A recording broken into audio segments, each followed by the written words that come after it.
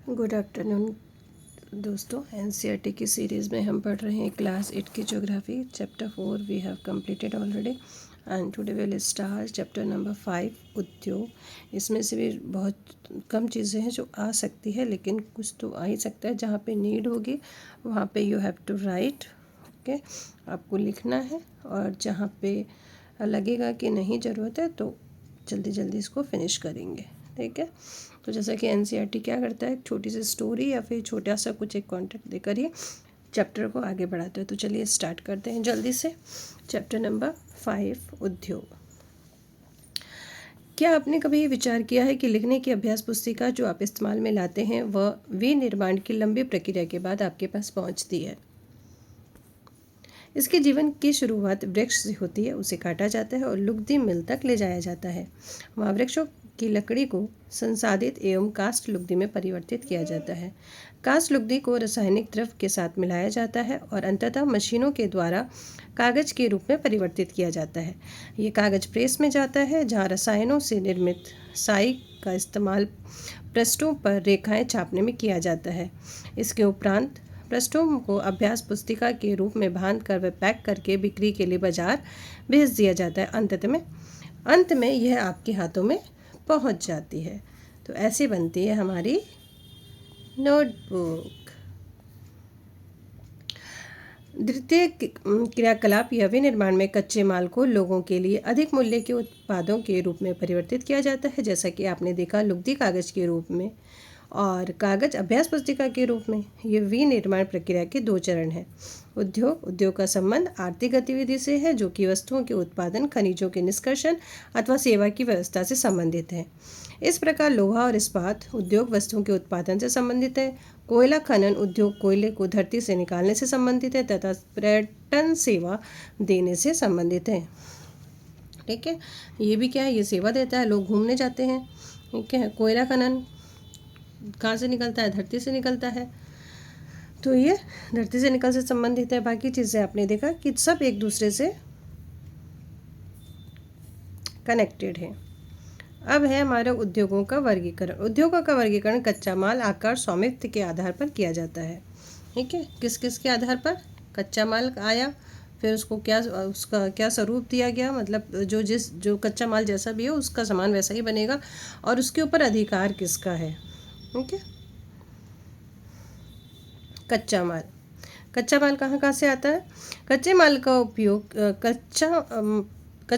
उपयोग के आधार पर उद्योग कृषि आधारित, पहले कहाँ से आ जाएगा, कृषि आधारित, ठीक है। यानी कि हमको जो खेतों से जो सामान मिला, जैसे कि गेहूँ, ज्वार, बाजरा, फिर इन सब का जो आटा वगैरह बनेगा तो उसके बिस्किट बनेंगे, जैसे हमने पहले प्रीवियस चैप्टर में पढ़ा था। खनिज आधारित, जो हमको धरती से फिर समुद्र आधारित, समुद्र से जो हमें चीज़ें मिलती है, फिर वन पे आधारित।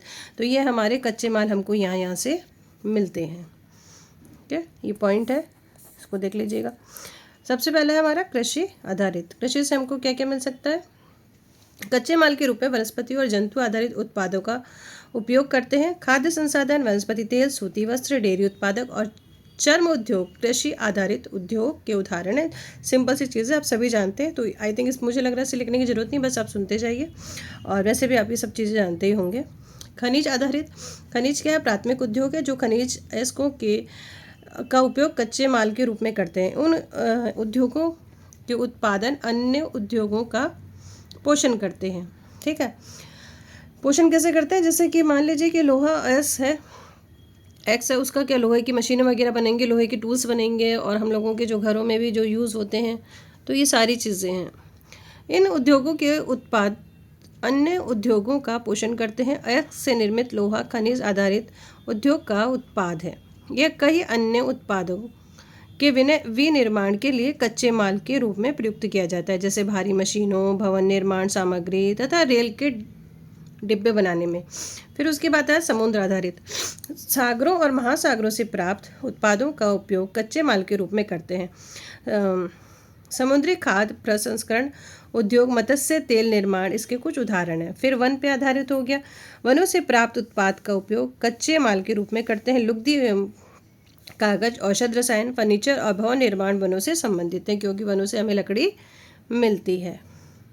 अब है आकार आकार कैसा हो रहा है उद्योग का, छोटा है कि बड़ा है। उद्योग के आकार का तात्पर्य निवेश की गई पूंजी या राशि से, पैसा जितना लगेगा उसी हिसाब से जो आपका बिजनेस है वो होगा। नियोजित लोगों की संख्या और उत्पाद की मात्रा से है।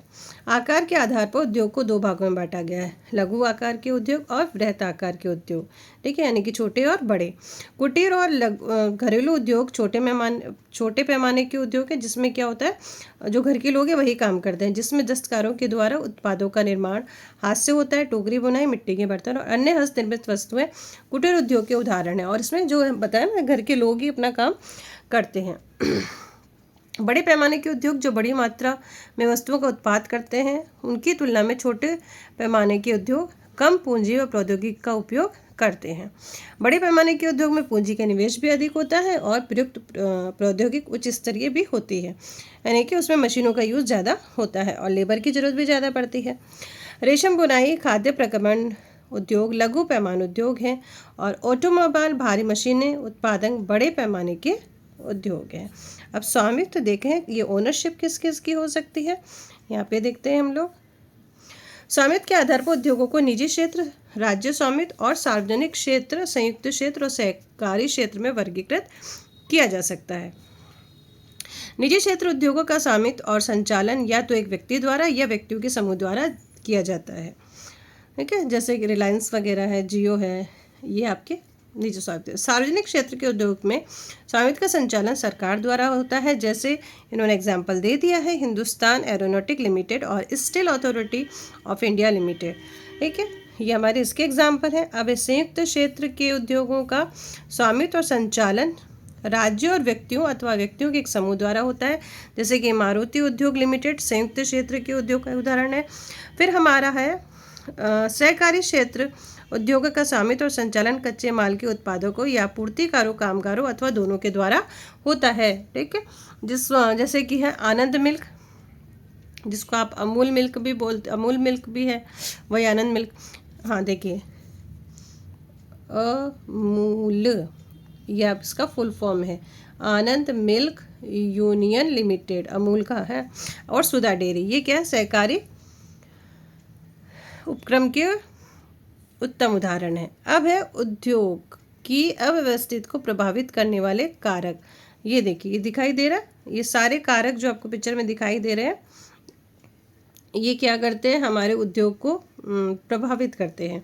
वे कारक जो उद्योगों की अवस्थिति को प्रभावित करते हैं, कच्चे माल की उपलब्धता, भूमि, जल, श्रम, शक्ति, पूंजी, परिवहन और बाजार हैं। उद्योग उन्हीं स्थानों पर केंद्रित होते हैं जहां इनमें से कुछ या ये सभी कारक आसानी से उपलब्ध हो जाते हैं। कभी कभी सरकार कम दाम पर विद्युत उपलब्धता, कम परिवहन लागत तथा अन्य अवसंरचना जैसे प्रोत्साहन प्रदान करती है ताकि पिछड़े क्षेत्रों में भी उद्योग स्थापित किया जा सके। औद्योगिकरण से प्राय नगरों और शहरों का विकास एवं वृद्धि होती है। अब है हमारा औद्योगिक तंत्र। औद्योगिक तंत्र में निवेश, प्रक्रम और निर्गत शामिल है। निवेश में कच्चे माल, श्रम और पूंजी की लागत, जल की उपलब्धता, परिवहन, विद्युत और अन्य अवसंरचना शामिल है। प्रक्रम में कई तरह के क्रियाकलाप शामिल है जो कच्चे माल को परिष्कृत माल में परिवर्तित करते हैं। ठीक है, निर्गत अंतिम उत्पाद और इससे अर्जित आय है। सूती वस्त्र उद्योग के संदर्भ में कपास जो हमको खेतों से मिलेगा, मानव श्रम लगेगा, कारखाना होगा और परिवहन लागत निवेश हो सकते हैं। प्रक्रम में ओटाई, कटाई, बुनाई, रंगाई और छपाई शामिल होती है। कमीज जिसे आप पहनते हैं, ये वही उत्पादन है। अब है हमारा औद्योगिक प्रदेश। औद्योगिक प्रदेश का विकास तब होता है जब कई तरह के उद्योग एक दूसरे से निकट स्थित होते हैं और वे अपनी निकटता के लाभ आपस में बांटते हैं। विश्व के प्रमुख औद्योगिक प्रदेश पूर्वोत्तर अमेरिका, पश्चिमी और मध्य यूरोप, पूर्वी यूरोप और पूर्वी एशिया है। मुख्य औद्योगिक प्रदेश अधिकांश शीतोष्णकटिबंधीय क्षेत्रों, समुद्री पत्तनों के समीप और विशेष तौर पर कोयला क्षेत्रों के निकट होते हैं। जैसा कि इधर हम लोग देख रहे हैं, ये हमको दिया गया है विश्व के औद्योगिक पट्टी और औद्योगिक प्रदेश। ये आपका मैप है जिसमें हम लोग ये सारी चीज़ें देख सकते हैं।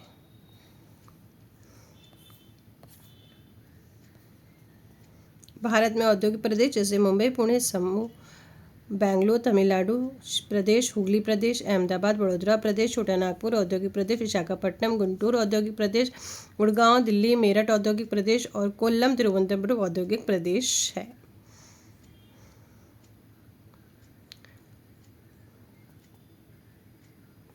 ये भोपाल त्रासदी का आ सकता है, इसको देख लेते हैं हम लोग, ठीक है। उद्योगों में दुर्घटना विपदा मुख्य रूप से एक तकनीकी विफलता या संकट उत्पन्न करने वाले पदार्थों के बेतरी उपयोगों के कारण घटित होती है। भोपाल में 3 दिसंबर 1984 को लगभग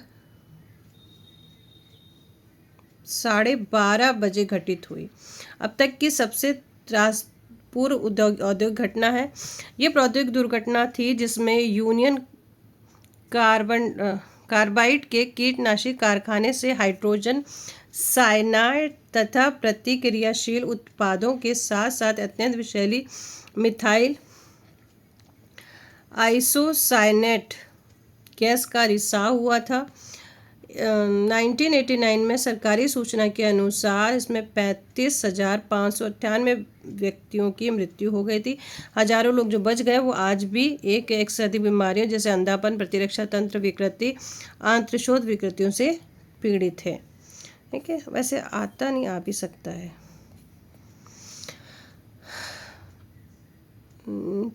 ये कोई ज़रूरी नहीं है। अब चलते हैं हम लोग प्रमुख उद्योग वितरण।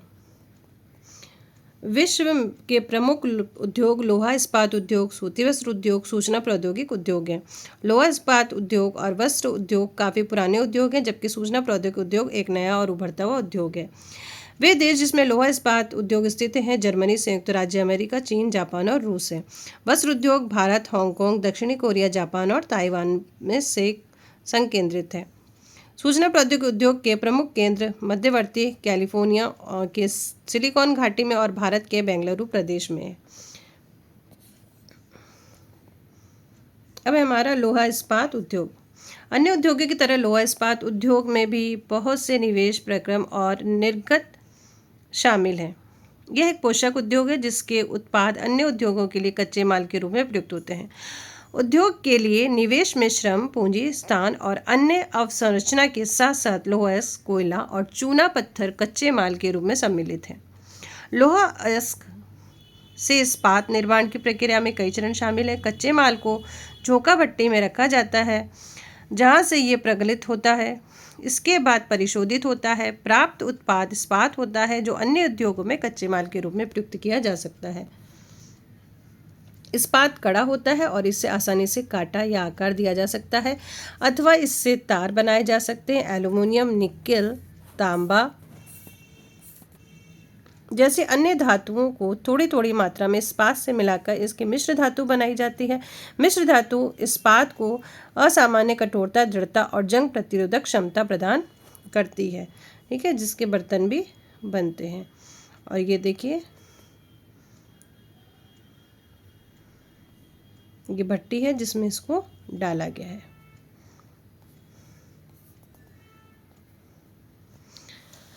इस्पात प्राय आधुनिक उद्योग का मेरुदंड कहलाता है। लगभग सारी वस्तुएं जिनका हम लोग उपभोग करते हैं वे या तो लोहा या इस्पात से बने होते हैं अथवा इन धातुओं से निर्मित औजार और मशीनों से बने होते हैं। पोत, रेलगाड़ी, ट्रक और ऑटो अधिकांश इस्पात से बने होते हैं। यहाँ तक कि सेफ्टी पिन और सुइयाँ जिनका उपयोग आप करते हैं वे भी इस्पात की बनी होती हैं। तेल कूप इस्तेमाल से बनी मशीनों से भेदित किए जाते हैं। इस्पात की पाइपलाइन से तेल परिवाहित किया जाता है। खनिजों का खनन इस्पात के उपकरणों से होता है। कृषि के यंत्र प्राय इस्पात से बने होते हैं। विशाल भवनों का ढांचा इस्पात से बनाया जाता है। 1800 ईस्वी के पूर्व इस्पात उद्योग वहां स्थित थे जहां कच्चा माल, विद्युत आपूर्ति और बहता जल आसानी से उपलब्ध थे। इसके बाद में उद्योगों के लिए आदर्श स्थिति कोयला क्षेत्र के समीप, नहरों और रेलवे के निकट थी। 1950 के बाद लोहा इस्पात उद्योग समुद्र पत्तन के निकट सपाट भूमि और विशाल क्षेत्रों में केंद्रित होने शुरू हुए। ऐसा इसलिए हुआ क्योंकि इस्पात निर्माण का कार्य इस समय तक बहुत विशाल हो गया और लौह अयस्क विदेशों से आयात करना पड़ता था। भारत में लौह इस्पात उद्योग कच्चा माल, सस्ते श्रमिक, परिवहन, बाजार का लाभ होते हुए विकसित हुए। सभी महत्वपूर्ण इस्पात उत्पादक केंद्र जैसे भिलाई, दुर्गापुर, बर्नपुर, जमशेदपुर, राउरकेला, बोकारो ये एक ही प्रदेश में स्थित है जो 4 राज्यों में फैले हैं। पश्चिमी बंगाल, झारखंड, उड़ीसा, छत्तीसगढ़ ये सारे पास में ही हैं। भद्रावती और विजयनगर कर्नाटक में, विशाखापट्टनम आंध्र प्रदेश में, सेलम तमिलनाडु में अत्यंत महत्वपूर्ण इस्पात के केंद्र है जो स्थानीय संसाधनों का प्रयोग कर रहे हैं। अब है जमशेदपुर। ये कहानी इंटरेस्टेड है जो अभी हमारे रतन टाटा जी जो जिनका गोलोक गमन हुआ है अभी अभी, ठीक है, वो इसी परिवार से संबंधित है, जमशेद जी टाटा के परिवार से। 1947 के पूर्व भारत में केवल एक ही इस्पात का कारखाना था, Tata iron and steel company limited, जिसको हम टिस्को कहते हैं। ये निजी स्वामित्व में था। स्वतंत्रता के पश्चात सरकार ने यह कार्य अपने हाथ में लिया और बहुत सा लौह इस्पात संयंत्र स्थापित किए। झारखंड में स्वर्ण रेखा और करकई नदियों के संगम के समीप सकाची में 1907 में टिस्को की शुरुआत हुई। बाद में सकाची का नाम बदलकर जमशेदपुर रख दिया गया। भौगोलिक रूप से जमशेदपुर देश में लौह इस्पात केंद्र के रूप में सर्वाधिक सुविधाजनक स्थान पर है। जमशेदपुर क्यों रखा गया? जमशेद जी टाटा के नाम से ही रखा गया। और ये आप देख रहे हैं जमशेदपुर में लौह इस्पात उद्योग की अवस्थिति। ठीक है, अब सारी चीज़ें यहाँ पे आ गई है। रेखा, स्वर्ण रेखा नदी आपको दिखाई दे रही है। यहाँ रेलवे स्टेशन भी हो गया। पहले यहाँ पे कुछ था नहीं, लेकिन जैसे जैसे धीरे उद्योग बढ़ता गया और ये सारी चीज़ें डेवलप होती चली गई। सकाची को कई कारणों से इस्पात संयंत्र स्थापित करने के लिए चुना गया।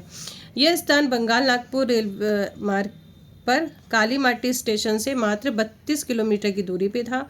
यह स्थान लौह अयस्क, कोयला और मैग्नीज निष्पेक्षों के साथ साथ कोलकाता के भी निकट था, जहां विशाल बाजार उपलब्ध था। टिस्को को झारिया कोयला क्षेत्रों से कोयला और उड़ीसा और छत्तीसगढ़ से लौह अयस्क, चूना पत्थर, डोलोमाइट और मैग्नीज प्राप्त होता था। करखई और स्वर्ण नदियों से प्राप्त जल की आपूर्ति होती थी। सरकारी प्रोत्साहन से इसे पर्याप्त पूंजी उपलब्ध हुई। तो ये सारी जो चीज़ें थी, इस टर्म जो कंडीशन थी वो इसके लिए सूटेबल थी। जमशेदपुर में टिस्को की स्थापना के बाद कई अन्य औद्योगिक संयंत्र स्थापित किए। इनमें रसायन इंजनों के पुर्जे, कृषि उपकरण, मशीनें, टीन की चादरें, केबल और तार का उत्पादन किया जाता है।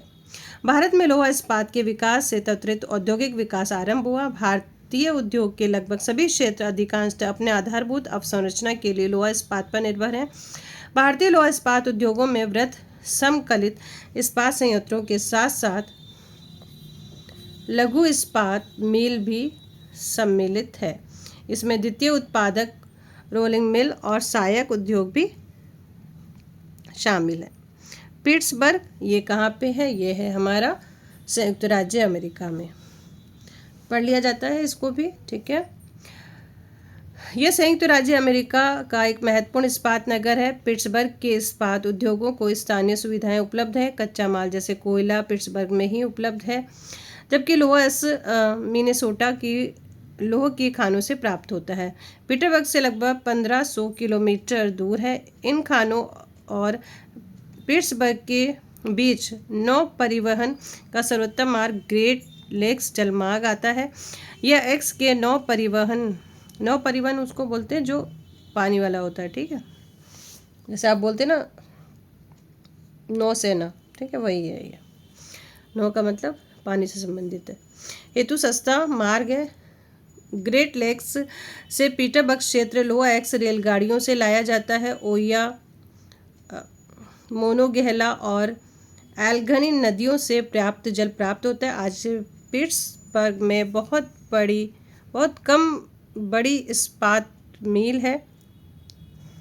ये मिल पिट्सबर्ग के ऊपर मोनोगेहला और एल्गई नदी की घाटियों में तथा पिट्सबर्ग के नीचे ओया नदी के सहारे स्थित है। परिष्कृत इस्पात स्थल और जल दोनों मार्गों द्वारा भेजा जाता है। पिट्स क्षेत्र में इस्पात मिलों के अतिरिक्त कई अन्य कारखाने, ये रेल पटरी उपकरण और भारी मशीनों के उत्पाद में इस्पात का प्रयोग कच्चे माल के रूप में करते हैं। हमारा है सूती वस्त्र उद्योग। धागे से कपड़े की बुनाई एक प्राचीन कला है। कपास, ऊन, सिल्क, जूट और पटसन का प्रयोग वस्त्र निर्माण में होता है। उपयोग में लाए गए कच्चे माल के आधार पर वस्त्र उद्योग का वर्गीकरण किया जाता है। रेशे वस्त्र उद्योग के कच्चे माल हैं। रेशे प्राकृतिक या मानव निर्मित हो सकते हैं। प्राकृतिक रेशे ऊन, सिल्क, कपास, लिनन और जूट से प्राप्त किए जाते हैं। मानव निर्मित रेशों में नायलॉन, पॉलिएस्टर, एक्रिलिक, रेयान शामिल है।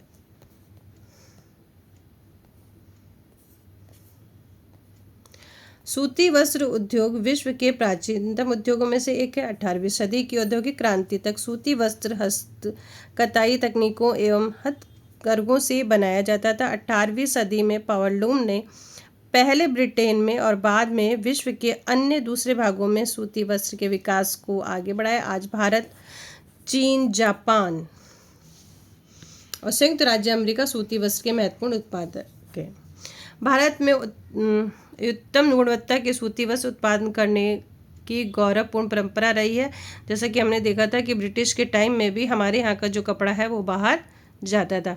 ब्रिटिश शासन से पूर्व हाथ से कते और हाथ से बुने हुए वस्त्रों का एक विस्तृत भारतीय बाजार था।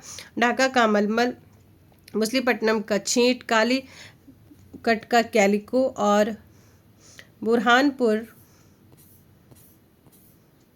सूरत, बड़ौदा की सुनहरी जरी का काम वाले सूती वस्त्र की गुणवत्ता और डिज़ाइनों के लिए विश्वविख्यात थे। लेकिन हाथ से बने होने के कारण सूती वस्त्र का उत्पादन महंगा और बनने में अधिक समय लगता था। इसलिए परंपरागत सूती वस्त्र उद्योग पश्चिम के नए वस्त्र मिलों से प्रतिस्पर्धा नहीं कर सका, जो ये कि हम पहले पढ़ चुके हैं, जो सस्ते व अच्छी गुणवत्ता वाले वस्त्रों का निर्माण यंत्रीकृत औद्योगिक यूनिट में करते थे। पहली सफल यंत्रीकृत वस्त्र फिर हमारे भारत में भी लगे। ठीक है, मुंबई में 1854 में स्थापित की गई कोष्ण आर्द्र जलवायु मशीन आयात के लिए पत्तन, कच्चे माल की उपलब्धता और दक्ष श्रमिक इस प्रदेश में इस उद्योगों के द्रुत फैलाव में सहायक रहा। यानी बहुत तेजी से ये फैला, सारी चीज़ें यहाँ पे मिल गई थी। प्रारंभ में यह उद्योग महाराष्ट्र और गुजरात राज्य में अनुकूल आर्द्र जलवायु के कारण पनपा, लेकिन वर्तमान में आर्द्रता कृत्रिम रूप से उत्पन्न की जा सकती है और कच्ची कपास शुद्ध होती है और वस्त्र उत्पाद प्रक्रिया में इसका वजन कम नहीं होता। इसलिए यह उद्योग भारत के विभिन्न भागों में फैल गया। कोयम्बटूर, कानपुर, चेन्नई, अहमदाबाद, मुंबई, कोलकाता, लुधियाना, पंडुचेरी और पानीपत इसके कुछ प्रमुख केंद्र हैं। अब है हमारा अहमदाबाद। चलिए अहमदाबाद चलते हैं। अहमदाबाद गुजरात के साबरमती नदी के तट पर स्थित है। 1859 में यहाँ पहली सूती मिल स्थापित की गई थी और यथाशीघ्र ही मुंबई के बाद भारत का दूसरा सबसे बड़ा वस्त्र निर्माता नगर बन गया है। अहमदाबाद को प्राय भारत का मैनचेस्टर कहा जाता है। अनुकूल स्थिति कारक अहमदाबाद में सूती वस्त्र उद्योगों के विकास में सहायक थे। अहमदाबाद कपास उत्पन्न करने वाले क्षेत्र को बहुत निकट स्थिति है। क्यों? क्योंकि यहाँ पे सारी चीज़ें मिल जाती हैं। यहाँ कच्चा माल आसानी से उपलब्ध होता है। जलवायु कताई और बुनाई के लिए आदर्श है। सपाट भूभाग और भूमि की आसानी से उपलब्धता मिलों की स्थापना में उपयुक्त है। गुजरात और महाराष्ट्र राज्य की घनी आबादी इस उद्योग को कुशल और अर्धकुशल श्रमिक यहाँ पे उपलब्ध कराते हैं। सुविकसित सड़कें और रेल मार्गों का जाल सूती वस्त्र को देश के विभिन्न भागों में आसानी से पहुँचाने में मदद करता है। इस तरह इसकी बाजार तक सरल पहुँच उपलब्ध है। नज़दीक में मुंबई पत्तन है। इसे मशीनों का आयात करने और सूती वस्त्रों के निर्यात की सुविधा प्रदान करता है। परंतु हाल के वर्षों में अहमदाबाद की सूती मिलों की कुछ समस्या, बहुत से वस्त्र मिल बंद हो चुके हैं। देश में नए वस्त्र केंद्रों का विकास अहमदाबाद की मिलों में मशीनी प्रौद्योगिकी का नवीनीकरण न होना इसका प्रमुख कारण है, क्योंकि पुरानी मशीनें ही हैं। अब तो नई नई मशीनें आ रही हैं। अब हम चल रहे हैं ओसाका जापान की तरफ। ओसाका जापान का एक महत्वपूर्ण वस्त्र निर्माण केंद्र है। यह जापान का मैनचेस्टर है के नाम से जाना जाता है। ओसाका में सूती वस्त्र उद्योग का विकास कई भौगोलिक कारणों से हुआ। ओसाका के चारों ओर का विस्तृत मैदान सूती वस्त्र मिलों के विकास के लिए आसानी से भूमि की उपलब्धता सुनिश्चित करता है। कोष्ण आर्द्र जलवायु कताई और बुनाई के लिए उपयुक्त है। योडो नदी मिलों के लिए प्राप्त जल उपलब्ध कराती है। श्रमिक आसानी से उपलब्ध हैं। पत्तन की अवस्थिति कच्चे माल को आयात करने और वस्त्रों के निर्यात की सुविधा उपलब्ध कराती है। ओसाका का वस्त्र पूर्ण तरह आयातित कच्चे मालों के ऊपर निर्भर है। कपास मिस्र, भारत, चीन और यूएस से आयात की जाती है, मंगाई जाती है यहाँ से। परिष्कृत उत्पाद अधिकांशतः निर्यात किया जाता है। उच्च गुणवत्ता और कम मूल्य की वजह से उसका एक अच्छा बाजार है। यद्यपि देश का यह एक महत्वपूर्ण उद्योग है, लेकिन हाल ही में ओसाका के सूती वस्त्र उद्योगों का स्थान अन्य उद्योग जैसे लौह इस्पात, मशीनरी, जहाजरानी, ऑटोमोबाइल, विद्युत उपकरण और सीमेंट लेते जा रहे हैं। तो ये था हमारा चैप्टर नंबर 5 उद्योग। इसमें से कुछ चीज़ें हैं जो आ सकती हैं। ठीक है, 26 मिनट का है, कोई बात नहीं, सिर्फ आपको तो सुनना है। आप स्पीड तेज करके भी सुन सकते हैं। अब कल हम पढ़ेंगे अपना लास्ट चैप्टर, हो सकता है आज रात को इसको फिनिश कर दे और फिर आ जाएंगे हम जल्दी से पॉलिटी पे। उस पर भी हमारे नियर अबाउट 10 चैप्टर है, जिसको जल्दी जल्दी हम फिनिश करेंगे। और ज़्यादा जो क्वेश्चन आते हैं वो आपके हिस्ट्री और जोग्राफी के तो थोड़े से आते हैं, हिस्ट्री के और सिविक्स से ज़्यादा क्वेश्चन आते हैं। बाकी पेडागोजी आप लोग कर ही लोगे। And best of luck all of you, bye bye, take care. फिर मिलते हैं लास्ट चैप्टर में, इसके बाद करेंगे polity start. Bye bye, take care.